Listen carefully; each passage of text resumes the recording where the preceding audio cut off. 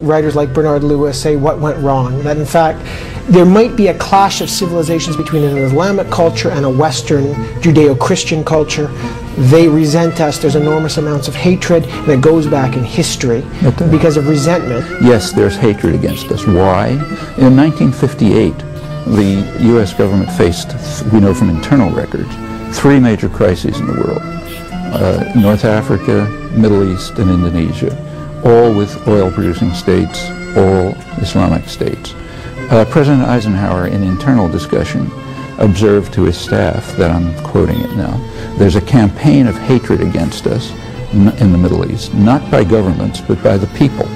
The National Security Council discussed that question and said yes, and the reason is there's a perception in that region that the United States supports status quo governments which prevent democracy and development, and that we do it because of our interest in Near East oil.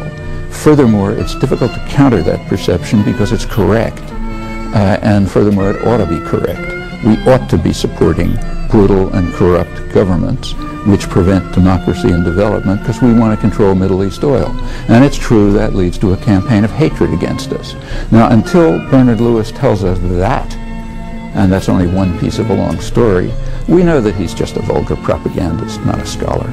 So yes, as long as we are supporting harsh, brutal governments, blocking democracy and development because of our interest in controlling the oil resources of the region, there will be a campaign of hatred against us. Tell me, what state does function according to what you call the minimal levels of honesty? Is there a state? None. States are power centers. The only thing that imposes constraints on them is either outside force or their own populations. The United States, for example, is far more civilized than it was 40 years ago. Let's just take that.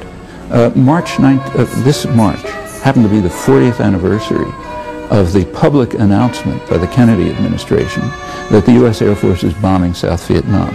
No U.S. president today, or for the last 20 years, could conceivably do what Kennedy could do with total impunity 40 years ago. And the reason is because there was massive popular protest. It also spawned the contemporary civil rights movement, the feminist movement, the environmental movements, and all sorts of other things, and it imposed important constraints on straight violence. In fact, that's how we got rid of slavery. That's how we got rid of feudalism. What will the state look like at the end? At the end, I think states ought to dissolve because I think they're illegitimate structures, but that's a long time. That's it. But it is the end of the nation state that you foresee in the vision. I don't foresee anything. What I'm saying is that as long as people, ordinary people, are able to free themselves from the doctrinal controls imposed on them by their self-appointed betters and mentors, as long as they're able to do this, they'll continue to be able to struggle for peace and justice and freedom and limitations on violence and constraints on power, as they've been doing for hundreds of years, and I don't see any end to that.